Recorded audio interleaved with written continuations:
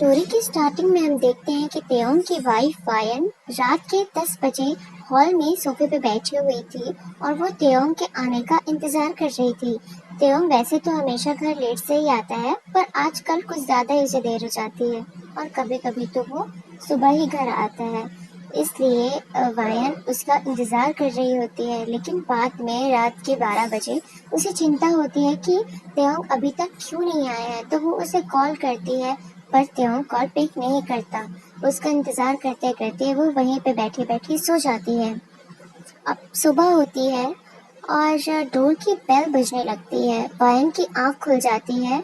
उसे लगता है कि त्यों आ गया होगा। वो खुश होकर दरवाजे की तरफ दौड़ती है, लेकिन जब वो दरवाजा खोलती है तो वो देखती है कि वहाँ पे त्यों नहीं आया हुआ था।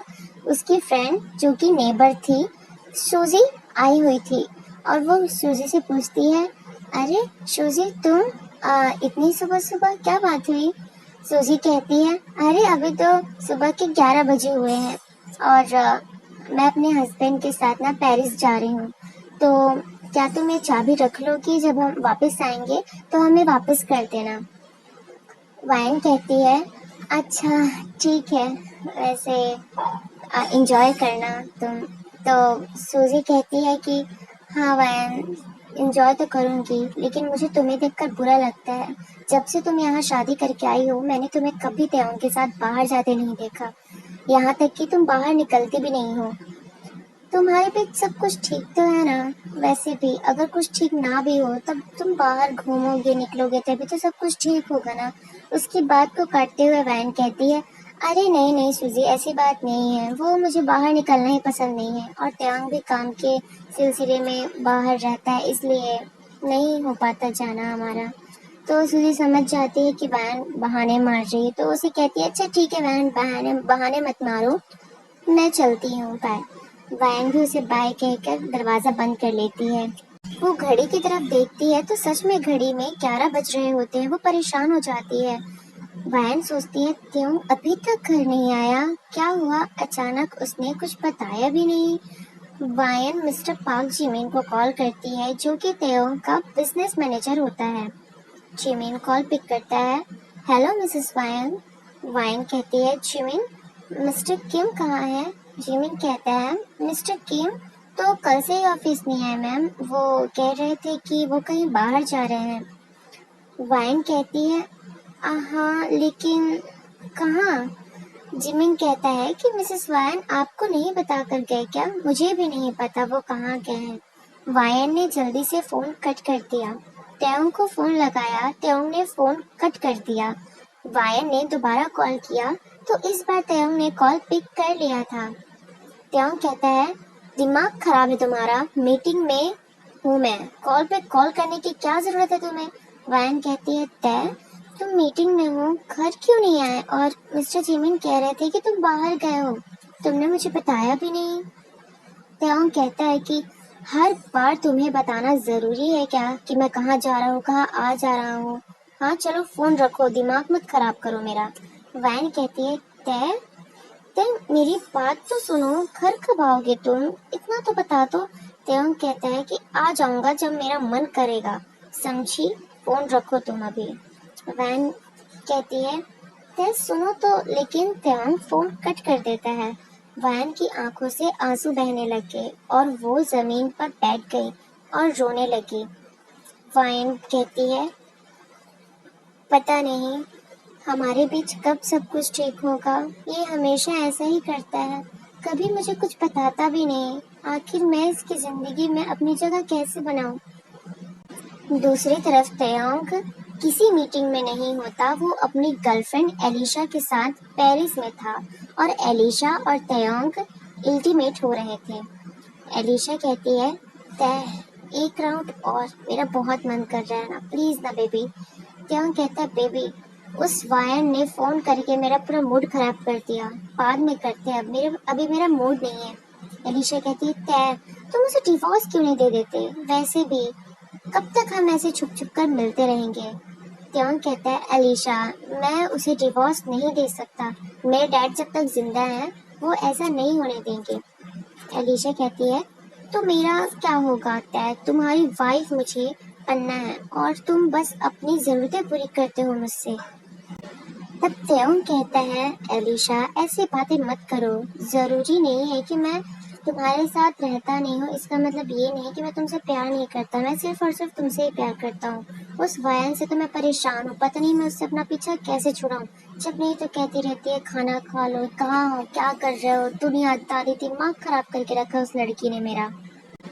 एलिशा कहती है, तय मैं जानती हूँ तुम मुझसे बहुत प्यार करते हो, लेकिन कब तक हम ऐसे मिलते रहेंगे, बताओ ना, कुछ तो कहो तुम।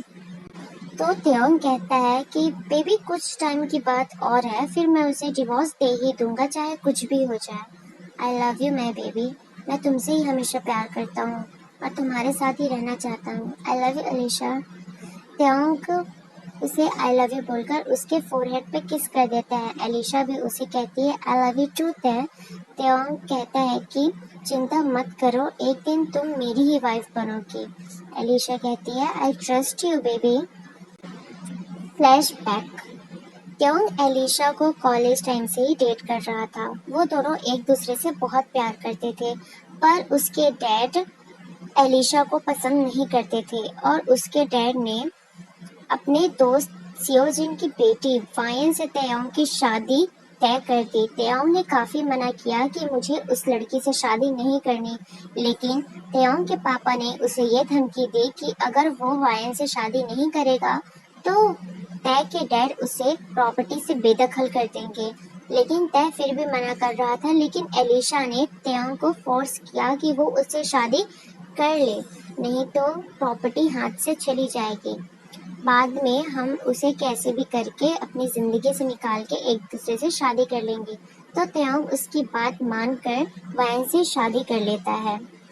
त्योंग और वायन की शादी को 5 साल हो गए थे, लेकिन इन 5 सालों में त्योंग ने कभी वायन को टच भी नहीं किया। वो उससे बिल्कुल भी पसंद नहीं करता था और छोटी छोटी बातों पर उसे चिल्लाता भी था, उसे बहुत टॉर्चर करता था। कभी कभी तो वो उसके ऊपर हाथ भी उठा देता था, लेकिन वायन उसे कुछ नहीं कहती थी।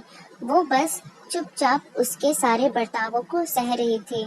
लेकिन आखिर कब तक वायन उसके बर्तावों को सहेगी।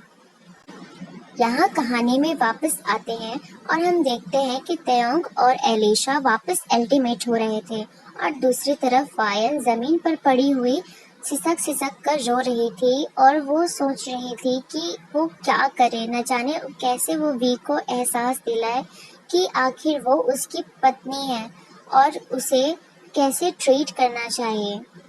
ये सोचते सोचते वायन वहीं पर बेहोश हो जाती है, लेकिन वहाँ उसके सिवाय उस घर में कोई नहीं होता, यहाँ तक कि सर्वेंट भी नहीं होते। वही घर का सारा काम करती थी और त्योंग के सारे काम वही देखती थी। लेकिन फिर भी त्योंग की उसकी कद्र नहीं थी और वो हमेशा उसे बात बात पर डांटता ही रहता था। थोड़ी सी गलती होने पर उसे इतना सुनाता मानो उसने कितनी बड़ी गलती की हो। लेकिन वायन को एलिशा के बारे में कुछ भी नहीं पता था। त्योंग उसे डेट तो कर रहा था, लेकिन उसने कभी एलिशा का नाम भी नहीं लिया वायन के सामने, और वायन को कुछ भी नहीं पता था कि एलिशा कौन है। और वायन ये भी नहीं जानती थी कि त्योंग एलिशा के कारण ही उसके साथ ऐसा बर्ताव कर रहा है। कहानी की स्टार्टिंग में जब हमने देखा था कि सूजी डोर की अपनी की देने आई थी, तो उसने कहा था कि वो पेरिस जा रही है, वो भी अपने हस्बैंड के साथ। एलिशा और त्योंग भी पेरिस में होते हैं और सूजी और उसका हस्बैंड भी पेरिस गए होते हैं। तो जब एफिल टावर में एलिशा और त्योंग अपनी पिक खिंचवा रहे होते हैं, तो सूजी और उसके हस्बैंड ने त्योंग और एलिशा को साथ में देखा था। वो चौंक गए थे कि ये त्योंग किस लड़की के साथ आया है। वायन घर पे हमेशा अकेली रहती थी और ये यहाँ पे घूम रहा है। सूजी अपने हस्बैंड से कहती है, देखो तो ये त्योंग ही है ना, ये कैसे ये दूसरे लड़के के साथ घूम रहा है, शायद तभी ये वायन से इतनी नफरत करता है। हमने तो उसे कहीं बाहर जाते कभी नहीं देखा और ये देखो यहाँ कितनी मस्ती कर रहा है, वो भी किसी और लड़के के साथ। सूजी का हस्बैंड कहता है कि हाँ सही कह रही हो तुम, ये तो बहुत बुरा है। सूजी और उसके हस्बैंड वापस अपने होटल रूम आकर सोचते हैं कि वायन को उन्हें सच्चाई के बारे में बता देना चाहिए।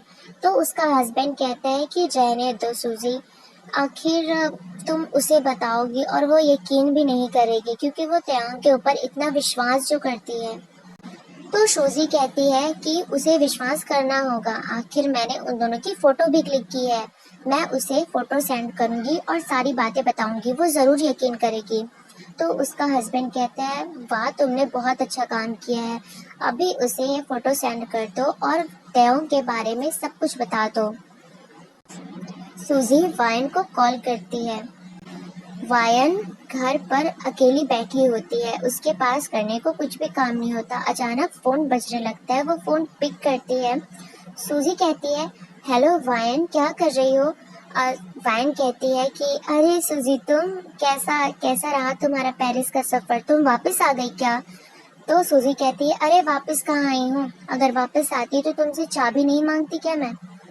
तो वायन कहती है, अरे हाँ, मैं भी ना बुद्धू हूँ, घर में पड़े पड़े ना मेरा दिमाग ही खराब हो गया है। तो सूजी कहती है, वायन मैं जानती हूँ तुम्हें सुनकर बुरा लगेगा, लेकिन जैसा तुम त्योंग को समझती हो वैसा त्योंग बिल्कुल भी नहीं है। वो किसी और लड़की को डेट कर रहा है, हम यहाँ पेरिस आए हैं, क्या वहाँ पे त्योंग है? तो वायन कहती है, कैसी बातें कर रही हो? लेकिन वायन कहती है कि त्योंग तो यहाँ घर पर नहीं है, वो मीटिंग के लिए बाहर गए हैं। तो सूजी कहती है, देखा, मैंने कहा था ना वो किसी और लड़की को डेट कर रहा है, वो यहाँ पे पेरिस में है और वो किसी और लड़की के साथ था। त्योंग त्योंग तुम्हें धोखा दे रहा है। तो वायन कहती है, अरे तुम ऐसा क्यों कह रही हो, मैं विश्वास नहीं करती। तो सूजी कहती है, मैं जानती थी तुम मेरे ऊपर विश्वास नहीं करोगी, इसलिए मैं सबूत भी अपने साथ लाई हूँ, मैं तुम्हें फोटो सेंड कर रही हूँ, देखो। सूजी वायन को फोटो सेंड कर देती है और जब वायन फोटो देखती है तो उसकी आंखें फटी की फटी रह जाती है। वो कुछ भी नहीं बोल पाती और उसके हाथ से फोन गिर जाता है।